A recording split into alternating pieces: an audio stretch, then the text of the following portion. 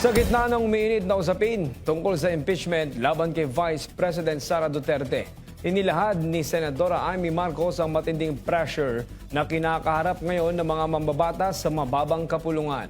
Alamin ang detalye mula kay Jim Ray Biosa.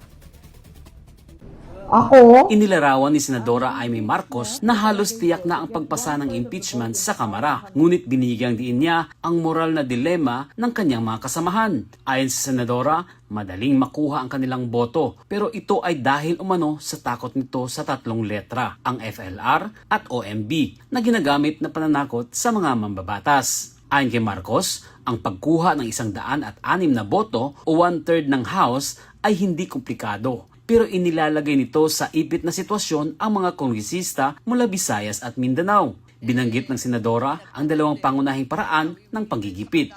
Impeachment, may boto ba? Ang impeachment, sa palagay ko, to get 1/3 of the vote in the House, 106, is probably a given. That's not so complicated. It certainly puts the Visayas and Mindanao congressman in a bind. Hirap talaga sila.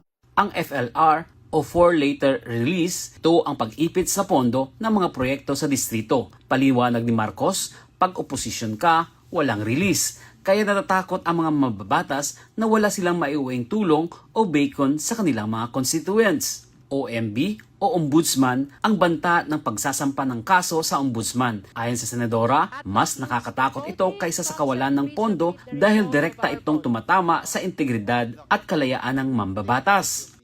Nakakatakot lang, dati FLR, itetenga lahat ng project. Diba? That's always the problem. Since 2023, wala nang release pag oposisyon ka. So, takot sila dun sa FLR. Always 3 little letters. FLR, yung una. So, wala kang project. You cannot bring home the bacon to your district. So, magagalit yung tao sa'yo. Wala kang matulong. Tapos, the other 3 little letters is OMB. Kakasuhan ka. Ombudsman. Yun, mas nakakatakot. Sa kabila nito, hinimok ni Marcos ang mga kongresista, lalo na ang mga taga Cebu at Mindanao, na magkaroon ng conscience vote. Git niya, malakas ang teritoryo at mandato ng mga ito kaya hindi dapat magpadala sa takot. Pagdating naman sa Senado, aminado si Marcos na malabo pa ang bilangan. Anya, nahahati ang mga senador sa tatlong grupo, ang minority of 9 na malapit sa vice-presidente, ang mga re-electionist na nag-iingat, at ang mga nagdidesisyon base lamang sa bigat ng ebidensya. We'll be voting and determining the weight of the evidence. So lahat kami, it will end up being really an issue of evidence. Pero malaki ang minority, pero marami rin ang kinakasuhan. Kaya ito yung problema namin. Habang naghahanda ang Senado na tumayo bilang mga hukom, mananatiling nakatutok ang bayan kung nangingibabaw ba ang katotohanan laban sa mga kinarya ng politika. Mananatiling subaybayan ang mga susunod na kaganapan.